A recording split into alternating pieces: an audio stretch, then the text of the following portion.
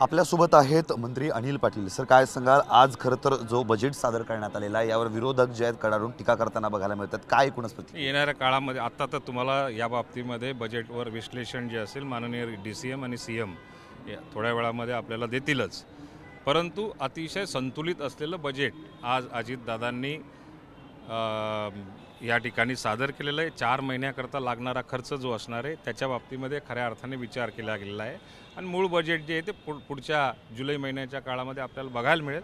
अतिशय संतुलित बजेट आत्ता या ठिकाणी अजितदादांनी सादर केलेलं आहे. नेहमीप्रमाणे सरकारनं घोषणा केली आहे, मात्र याचा थेट किती फायदा मिळणार आहे असा देखील प्रश्न उपस्थित केला गेला आहे. नाही, आता घोषणा केलेली आहे, इम्प्लिमेंट करण्याचं काम हे शासनाच्या माध्यमातून वेगवेगळ्या स्तरावरून वेगवेगळ्या ठिकाणी आणि वेगवेगळ्या विभागाच्या माध्यमातून केलंच जातं आणि त्या पद्धतीने जे काही बजेट सादर केलेलं आहे त्या बाबतीमध्ये योग्य ती पावलं सरकार म्हणून आत्ता तात्काळ उचलली जातील.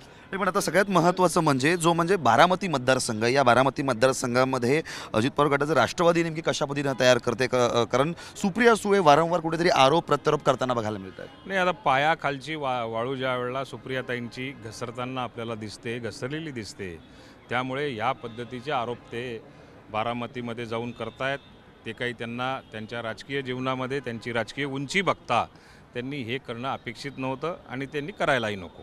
सुनीत्राताईंचे बॅनर लागत आहेत, उमेदवारी सुनीत्राताईंनाच मिळणार आहे, खासदारच होणार आहेत अशी देखील चर्चा जी आहे ही काही कार्यकर्त्यांमध्ये सुरू आहे. आता सुनीत्राताईंना उमेदवारी देणार किंवा महायुतीचा कोण उमेदवार असणार याची मला कल्पना नाही, पण मला आत्मविश्वास आहे की अजितदादा एक विकास पुरुष म्हणून त्या महाराष्ट्राला अवगत आहेत आणि महाराष्ट्राबरोबर बारामती मतदारसंघामध्ये प्रत्येक मतदारसंघामध्ये त्यांनी जो विकासाची गंगा आत्तापर्यंत पोहोचवलेली आहे, त्यामुळे अजितदादांवरती विश्वास हा बारामती मतदारसंघा प्रत्येक व्यक्तीला असल्यामुळे, मतदारांना असल्यामुळे महायुतीचाच उमेदवार त्या ठिकाणी विजयी होईल.